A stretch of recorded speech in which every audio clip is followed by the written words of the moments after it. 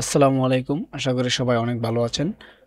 আজকে আমরা যে নিয়োগ বিজ্ঞপ্তিটি নিয়ে কথা বলবো সেটি হচ্ছে গণপ্রজাতন্ত্রী বাংলাদেশ সরকারের জনপ্রশাসন মন্ত্রণালয়ের বাংলাদেশ সিভিল সার্ভিস প্রশাসন একাডেমি কর্তৃক প্রকাশিত একটি সংশোধিত নিয়োগ বিজ্ঞপ্তি নিয়ে। আপনারা যারা আমার চ্যানেল নতুন বন্ধুরা আছেন তারা অবশ্যই আমার চ্যানেলটিকে সাবস্ক্রাইব করে পাশে থাকবেন যেন এরকম সব গুরুত্বপূর্ণ চাকরির আপডেট সবার আগে আপনি পেয়ে থাকেন। চলুন কথা না বাড়িয়ে আমরা মূল ভিডিওতে চলে যাই। বিসিএস প্রশাসন একাডেমির রাজস্ব খাতভুক্ত নিম্নোক্ত পদে সরাসরি নিয়োগের জন্য গত ৯ জুলাই ২০২৫ তারিখের স্মারকমূলে দৈনিক যুগান্তর ও দ্য নিউ এজ পত্রিকায় গত ১০ জুলাই ২০২৫ তারিখ প্রকাশিত নিয়োগ বিজ্ঞপ্তি শুধুমাত্র কম্পিউটার অপারেটর পদের বেতন গ্রেড ১১তম এর পরিবর্তে ১৩তম গ্রেড হিসাবে নিম্নরূপ সংশোধন করা হলো। উল্লেখ্য যে অন্যান্য সকল শর্তাবলী অপরিবর্তিত থাকবে।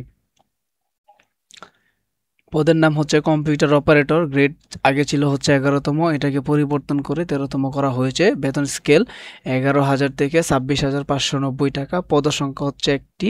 শিক্ষাগত যোগ্যতা অভিজ্ঞতা কোনো স্বীকৃত বিশ্ববিদ্যালয় হতে বিজ্ঞান বিভাগে স্নাতক বা সমমানের ডিগ্রি এবং কম্পিউটার মুদ্রাক্ষরে প্রতি মিনিটে বাংলায় ২৫ শব্দ এবং ইংরেজিতে ৩০ শব্দের গতিসহ সংশ্লিষ্ট বিষয়ে স্ট্যান্ডার্ড অ্যাপটিটিউড টেস্টে উত্তীর্ণ হতে হবে। বিসিএস প্রশাসন একাডেমির ওয়েবসাইটে অথবা টেলিটক বাংলাদেশ লিমিটেডের ওয়েবসাইটে সরাসরি প্রবেশ করেও এই বিজ্ঞপ্তির বিস্তারিত তথ্য পাওয়া যাবে। উল্লেখ্য যে আবেদনপত্র পূরণ ও পরীক্ষার ফি জমা দান শুরুর তারিখ ও সময় ৭ ডিসেম্বর ২০২৫ তারিখ সকাল ১০ ঘটিকা থেকে।